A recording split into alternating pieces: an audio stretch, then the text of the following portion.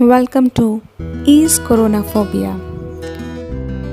Read the statistics the right way. तो newspaper में आपने सुन ही लिया होगा कि 3 लाख के ऊपर आंकड़ा पार हो चुका है। मेन स्ट्रीम मीडिया से आपने सुना होगा कि एक ही दिन में इतने ज़्यादा केसेस, 12,000 के करीब केसेस सिर्फ एक दिन में, और अभी तक की कुल मौतें जो है कोरोना के कारण 9,199। 3 लाख के ऊपर आंकड़ा चला गया है। इसको देख के डरना नहीं है। मैं पहले भी बता चुकी हूँ कि जितना ज़्यादा नंबर होगा उतना ज़्यादा कम मोर्टेलिटी रेट होगा। अभी मात्र जो टेस्ट हुए हैं 55 लाख टेस्ट हुए हैं। 130 करोड़ जनता है, कितनों को तो सिम्टम्स ही नहीं आते हैं। जब सबका टेस्ट होगा, जो कि अभी पीछे ICMR ने भी एक सीरोलॉजिकल सर्वे करवाया है, और उसके द्वारा क्या है कि एंटीबॉडी टेस्ट होता है। एंटीबॉडी टेस्ट से जिन लोगों को सिम्टम्स नहीं आते हैं वो ठीक हो जाते हैं। मतलब सिम्टम्स से नहीं आते, ठीक होने की बात तो छोड़िए, सिम्टम्स आते ही नहीं हैं, पता भी नहीं चलता, लेकिन उनको एक्सपोजर मिल चुका होता है। तो ऐसे लोगों में जो पास्ट इन्फेक्शन जिनको हो चुका है और उनका टेस्ट नहीं हुआ है, तो वो पता चलेगा एंटीबॉडी टेस्ट के थ्रू। तो उस हिसाब से इसका इन्फेक्शन फैटलिटी रेट 0.08% आया था। 83 डिस्ट्रिक्ट्स में ये करवाया गया था। अभी फेज़ 1 का रिजल्ट आया है। अब जो मोर्टेलिटी रेट फाइंड करते हैं वो करते हैं number of deaths divided by total number of cases, total number of infected persons. That is known as infection fatality rate. तो आंकड़ों से घबराना नहीं है, जितने आंकड़े होंगे उतना अच्छा है। और वैसे भी जो 3 लाख आंकड़े हैं उसमें से आप देखिए 1,62,000 रिकवर हो चुके हैं। और कल जो 12,000 केसेस आए थे उसमें से 8,000 केसेस जा भी चुके हैं। तो मतलब प्रेजेंट में 4,000 बचे कल में। कल जो 12,000 इनपुट हुआ था केसेस का, 8,000 डिस्चार्ज भी हो चुके हैं। और कितने तो पेशेंट्स ऐसे ही होते हैं, वो जो एक्टिव में आपको दिख रहे हैं इस वक्त 1.5 लाख, उसमें किसी को ऐसे पेशेंट्स होते हैं कि वो ठीक हुए होते हैं, बस दे आर जस्ट वेटिंग कि उनका टेस्ट जो है नेगेटिव नहीं आ रहा होता। 4 से 5 दिन के अंदर फीवर वगैरह सब सबसाइड हो जाता है का, जो माइल्ड सिम्टम्स वाले पेशेंट्स होते हैं।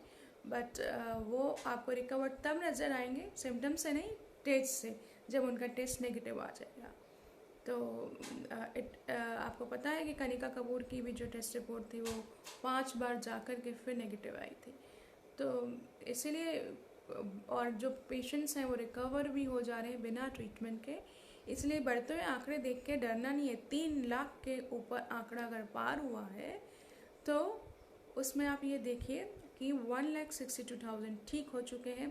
और ये ग्राफ भी आप अगर देखिए तो अब एक्टिव केसेस का ग्राफ नीचे जा रहा है और रिकवर्ड केसेस का स्टीप राइज कर रहा है। और जो डिसीज्ड भी है ना, जो 9,199 लोग बने उसमें से सिर्फ कोरोना से कितने लोग बने वो देखने वाला विषय है। ज़्यादातर कोमॉर्बिडिटीज़ है। और यदि आप लोगों का कहना है कि कोमॉर्बिडिटीज़ पहले नहीं होती थी क्या, ऐसा नहीं है।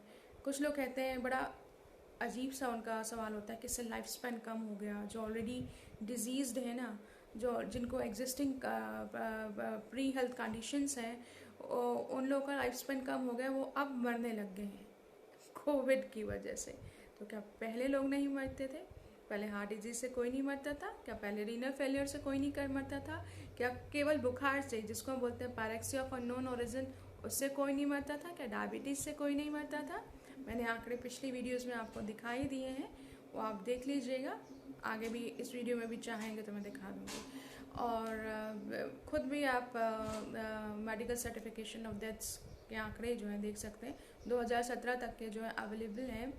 इसके अलावा बताने लायक बात ये है और कि मीडिया ने आपको ये नहीं बताया होगा कि यूनाइटेड किंगडम्स में जो कोरोना वायरस 19, जो कोविड-19 के कारण जो डिज़ीज़ फैली है, जिसको कोविड-19 बोला गया है, जो SARS-CoV-2 के कारण जो डिज़ीज़ फैली है कोविड-19 यूनाइटेड किंगडम्स में, इसको पहले हाईली कॉन्टेजियस इन्फेक्शन डिजीज़ की कैटेगरी में रखा गया था। अब हाईली कॉन्टेजियस इन्फेक्शियस डिजीज़ की कैटेगरी से हटाकर इन्फ्लुएंजा लाइक इलनेस में रख दिया गया है। और वो मैं आपको पढ़ देती हूँ. Review took place in March 2020 and representatives from all 4 public health agencies were unanimous in their opinion that COVID-19 should no longer be on the list of airborne HCIDs, highly contagious infection disease. ये line दोबारा पढ़ लीजिए. 4 public health agencies इकट्ठे जो है agree हुई इस बात पे कि कोविड-19 को अब HCID में नहीं रखना चाहिए, airborne highly contagious infection disease में. This view was supported by, और ये public health 4 public health agency का view that was too supported by advisory committee on dangerous pathogens, and the new recommendations was accepted by DHSC and NHS England and NHS Improvement.